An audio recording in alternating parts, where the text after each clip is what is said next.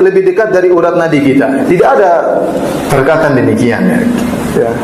Yang ada wa nahnu aqrabu ilaihi min hablil warid idh yatalaqal mutalaqiyani 'anil yamini wasyimali qa'id. Kalau kita baca ayat tersebut secara lengkap, dan kami lebih dekat kepada dia daripada urat nadinya tatkala dua malaikat berada di tangan kanan dan kirinya. Jadi kata para ulama, nahnu di situ kami maksudnya malaikat, bukan Allah. Ya, karena sering Allah menggunakan kalimat nahnu maksudnya apa? Malaikat. Contohnya Allah berkata, ya, fa idza qara'nahu fattabi' qur'anah. Kalau kami bacakan maka ikutilah bacaannya. Maksudnya Jibril. Waktu Jibril mentalkin Nabi Muhammad SAW, Iqra' bismi rabbikal ladzi khalaq. Yang baca Allah apa Jibril? Jibril. Tapi Allah menggunakan kalimat apa? Kami. Kenapa? Karena malaikat adalah petugas-petugas dari Allah Subhanahu wa taala. Tentara-tentara Allah Subhanahu, junudu rabbi, tentara-tentara Allah. Jadi bukan maksudnya Allah lebih dekat daripada urat nadi. Ini salah paham tentang ayat tersebut. Kalaupun kita pahami Allah lebih dekat, maksudnya adalah ilmu Allah, bukan zatnya. Contohnya, saya bacakan dalam surat Al-Mujadalah ya. Kata Allah Subhanahu wa taala, alam taro anna Allah, dalam surat Al-Mujadalah ayat 7. Alam taro, tidakkah kau lihat anna Allah ya'lamu, Allah mengetahui. Allah buka dengan sifat ilmu, Allah tutup ayat ini dengan sifat ilmu. Contohnya, alam taro anna Allah ya'lamu ma fis samawati wa ma fil ard. Tidakkah kau lihat Allah mengetahui, mengilmui apa yang di langit dan di bumi. Ma yakunu min najwa thalathatin illa huwa rabi'um. Tidak ada tiga orang bisik-bisik kecuali Allah yang keempat. Maksudnya ilmu Allah, bukan zatnya. Karena Allah mengatakan, tidakkah kau tahu Allah Maha mengetahui. Wala khamsatin illa huwa sadisum. Tidak ada orang, 5 orang ngobrol bisik-bisik kecuali Allah yang keenam. Wala adna min dzalik wala aktsara illa huwa ma'ahum aina makanu. Tidak ada yang lebih sedikit atau lebih banyak kecuali Allah bersama mereka. Maksudnya ilmu Allah bersama mereka, bukan zat Allah. Summa yunabbi'uhum bima 'amilu yaumal qiyamah. Kemudian Allah akan mengabarkan kepada mereka tentang apa yang mereka lakukan pada hari kiamat kelak. Innallaha bikulli syai'in alim. Allah Maha mengetahui segala sesuatu. Jadi orang salah paham tatkala mengatakan wa huwa ma'ahum aina makanu, Allah bersama mereka dimanapun mereka berada. Sebagian orang paham Allah di mana-mana. Ini salah. Padahal maksudnya ilmu Allah. Makanya Allah buka ayat ini dengan sifat ilmu. Alam taro annallaha ya'lam. Tidakkah kau tahu Allah mengetahui? Di akhir ayat kata Allah, innallaha bikulli syai'in alim. Allah mengetahui segala sesuatu. Jadi maksudnya di mana-mana adalah sifat ilmu Allah. Contohnya, tatkala Allah mengatakan kepada Musa dan Harun, idhaba illa fir'auna innahu tagha faqula lahu qawlan layyinan la'allahu yatadhakkaru aw yakhsha qala rabbana innana nakhafu an yafruta alaina aw ayatgha. Kata Allah kepada Musa dan Harun, pergilah kalian berdua kepada Fir'aun, ucapkanlah kata-kata yang lembut kepada Fir'aun, siapa tahu dia sadar, siapa tahu dia waras ya. Kemudian kata Musa dan Harun, innana nakhafu an yafruta alaina aw ayatgha. Ya Allah, kami takut, saya Musa dan Harun takut, jangan Musa melakukan zalim kepada, jangan Fir'aun menzalimi kami, melakukan hal yang menzalimi kami. Kata Allah, la takhafa, dalam surah Taha, la takhafa, innani ma'akuma. Jangan kalian berdua takut, sungguhnya saya bersama kalian. Bukan zat Allah, kata Allah, asma'u wa ara. Saya dengar kalian dan saya lihat apa yang kalian lakukan. Jadi jangan khawatir. Bukan berarti Allah bersama Nabi Musa jalan menuju siapa? Fir'aun, tidak. Tapi Allah malah melihat dan Allah maha mendengar, Allah mengawasi maksudnya. Jadi yang sering bersama di mana-mana bukan zat Allah, tapi apa? Ilmu Allah. Karena kalau kita bilang Allah di mana-mana nggak masuk akal. Ada Allah di perut hewan, ada Allah di kamar mandi, ada Allah dalam masjid, ada Allah yang nggak benar. Sebenarnya orang kaum muslimin secara umum, bahkan manusia secara umum, mereka tahu Tuhan di atas. Makanya kalau ada apa-apa kata mereka, kita serahkan kepada yang di atas. Kata mereka apa? Kita serahkan kepada yang di atas. Jadi mereka tahu Allah di atas. Tapi kalau tanya Allah di mana, ya di mana-mana. Tadi itu atas yang mana kalau gitu? Jadi kata mereka, kita serahkan kepada yang di atas. Jadi maksudnya Allah lebih dekat dari urat nadi itu bukan Allah. Nahnu, kami di sini maksudnya apa? Malaikat. Dan benar malaikat lebih dekat daripada urat nadi. Cuma kita nggak lihat. Ya.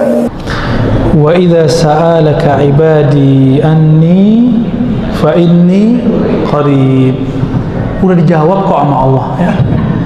Jika hambaku bertanya kepadaku di mana aku, enggak usah jauh-jauh bilang di aras, di langit. Apa kata Allah? Qarib, aku sangat dekat. Lalu kenapa ada ayat Ar-Rahman 'alal 'arsy istawa? Surat Taha, bahkan diulang sampai 6-7 ayat.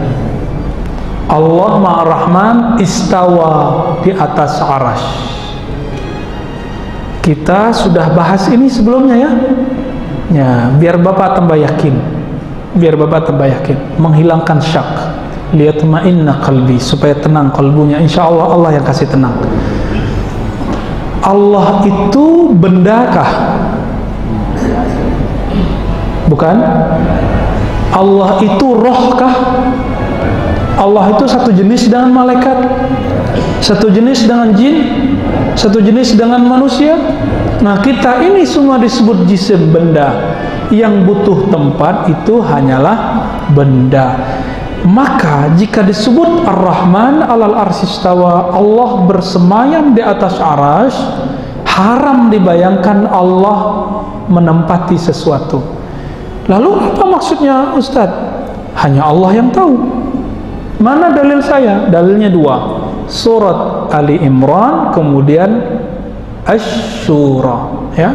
Di Ali Imran disebutkan wa ma ya'lamu ta'wilahu illallah, tidak tahu takwilnya, penjelasannya, kecuali hanya Allah. Ciri-ciri orang yang menyimpang akidahnya, meskipun menyebut dirinya ahlu sunnah, coba-coba mendetailkan makna istawa, menyimpang langsung akidahnya. Di kalbunya ada zaigh.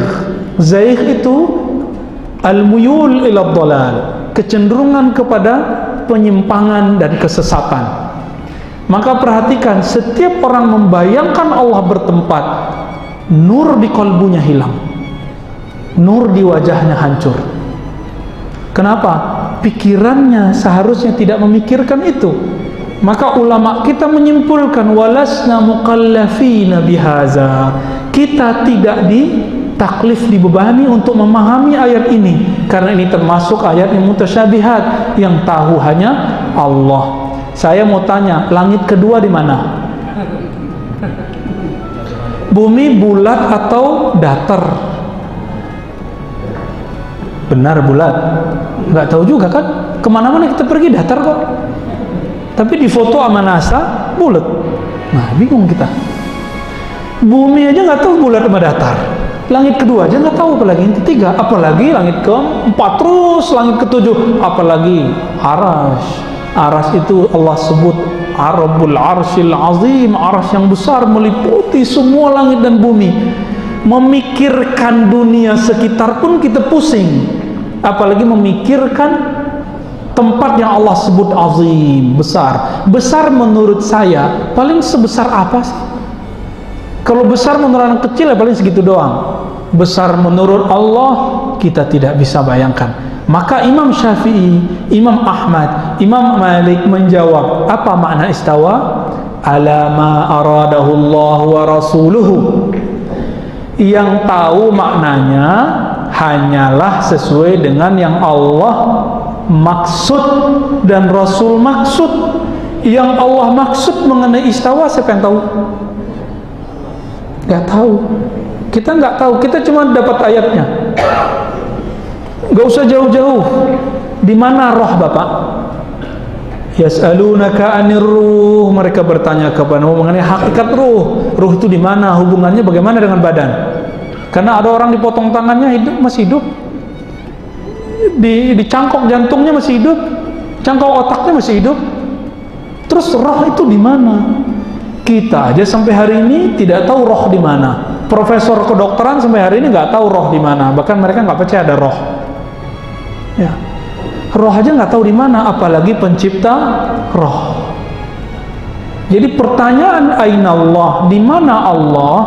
Kita lihat, ini hadis kan kita sudah bahas di tempat lain lebih dari 3 kali Pak. Kita pertegas di sini. Hadis aina Allah, di mana Allah? Hadis itu ditanyakan oleh Nabi ke perempuan yang IQ-nya rendah. Dia budak perempuan yang gak becus ngurus peternakan tuannya, namanya Ibnul Hakam. Ibnul Hakam kesal dengan budak perempuan ini, maka dibawa ke Nabi, ditanyakan, ya Rasulullah, in ra'aitaha mu'minah fa'atiqah.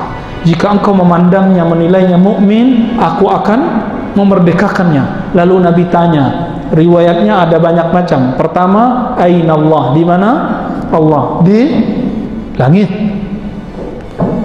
Di riwayat kedua gimana? Bukan di mana Allah. Atashhadina alla ilaha illallah. Di mana Allah? Bukan. Tapi apakah kamu bersaksi tiada yang disembah selain Allah? Lalu dia mengatakan asyhadu an la ilaha illallah. Saya mau tanya Pak, kalau ada non muslim mengatakan Allah di langit, dia langsung masuk Islam nggak? Langsung mu'alaf nggak? Kapan orang itu disebut muslim? Bersyahadat. Atas dasar ini maka hadis aina Allah harus dijelaskan dengan hadis yang kedua, atas hadina alla ilaha illallah. Sebanyak itu hadis kok sibuknya mah hadis aina Allah. Di mana Allah? Nggak ada kerjaan. Ya? Nggak ada kerjaan. Bolehkah menanyakan aina Allah?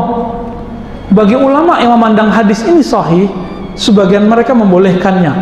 Namun dalam ilmu akidah, setelah dibandingkan dengan ayat yang jelas lebih sahih daripada hadis ini, laisa kamitslihi syai', tiada yang menyerupainya sesuatu pun. Jika sesuatu selain Allah bertempat, maka Allah tidak bertempat.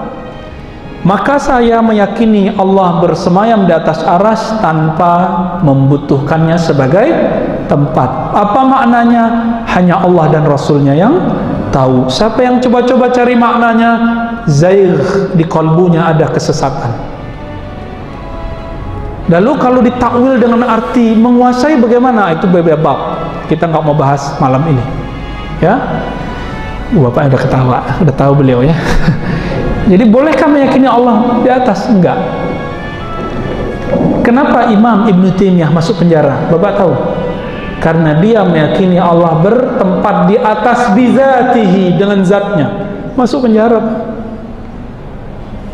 Karena berbahaya. Di zamannya Imam Ibn Taimiyah masuk penjara karena berbahaya bagi orang awam. Tapi gimana lagi, kitab-kitabnya tersebar hari ini. Tersebar hari ini. Oke, bagian akhir. Coba bandingkan. Jika Bapak masih ragu, Ar-Rahman 'alal 'arsy istawa, Allah bersama di atas aras. Satu. Kan ada lagi ayat. Wa huwa ma'akum ainama kuntum, dia bersamamu dimanapun kamu berada. Ayat-ayat ini bukan untuk dipikirkan. Ada lagi fa ainama tuwallu fathamma wajhullah, kemanapun kamu mandang di situ ada wajah Allah. Kalau sudah lolos bab pertama, Allah bukan benda, Allah bukan roh, Allah bukan seperti yang kita lihat itu, maka Bapak sudah lolos ya. Kalau sudah lolos, jika dia bukan benda, maka dia tidak butuh apa yang dibutuhkan benda. Bayangkan sekarang Al-Quran tapi nggak ada tempatnya, mushaf tapi nggak ada tempatnya. Bisa bayangin? Bayangkan diri saya sekarang Ar-Razi duduk tapi tidak bertempat. Bisa nggak? Nggak bisa. Kenapa? Saya benda, Allah bukan benda. Imam Ibn Taimiyah terjebak dengan logikanya sendiri karena beliau mengharamkan falsafah, mengharamkan ilmu mantik. Tidak semua ilmu mantik dan falsafah itu haram. Ada yang haram. Imam Ghazali sudah tulis 3 hal, selebihnya boleh. Imam Ghazali sudah tulis Al-Munqiz minadh Dhalal, kemudian Tahafut Falasifah, 2 kitab ini silakan dibaca, sudah ada terjemahannya. Imam Ibn Taimiyah menghantam filsafat semua dan dia tulis kitab judulnya Ar-Raddu 'alal Mantiqiyyin. Kritik keras, membatalkan ajaran orang-orang ahli mantik, ahli logika. Maka dia buat teori baru, dan teorinya itu yang membuat dia terpenjara dalam pikirannya sendiri. Imam Ibn Taimiyah dengan segala kecerdasannya dalam ilmu hadis dan fikih, ternyata beliau terjebak dengan logikanya. Apa kata beliau? Mana mungkin Allah itu tidak bertempat, karena kita tidak bisa bayangkan sesuatu tidak bertempat. Terjebak nggak? Terjebak. Kenapa? Itulah akibat mengharamkan ilmu mantik. Maka Imam Ghazali mengatakan, orang yang nggak kenal ilmu mantik, fala yusaqu bi'ilmih, tidak dipercaya ilmunya. Oh, dijawab lagi. Imam Ghazali itu kan dikritik sama muridnya. Dia ingin memuntahkan filsafat, tapi kemudian tidak bisa keluar. Kenapa? Sudah mendarah daging, meracuni tubuhnya. Itu yang ngomong kan belum tahu Imam Ghazali sudah tobat. Ya, Imam Ghazali kan sudah kasih buku, judulnya Al-Munqiz minadh Dhalal. Kita khatam 9 kali Pak buku ini. Pengen tahu Ghazali itu siapa sih? Ternyata beliau sudah melewati filsafat, ilmu kalam, kebatinan, sampai menjadi seorang sufi. Dan beliau nulis buku itu supaya orang tidak terjebak kepada logikanya atau ilmu kebatinannya atau filsafatnya. Maka beliau kasih rumus-rumus. Dalam ilmu akidah ini yang pantas dipelajari, ini yang tidak. Dalam ilmu filsafat ini yang boleh, ini yang tidak. Dalam ilmu rohani ini yang boleh, ini yang tidak. Dalam ilmu tasawuf ini yang bid'ah, ini yang tidak. Beliau sudah kasih rule yang sangat bagus.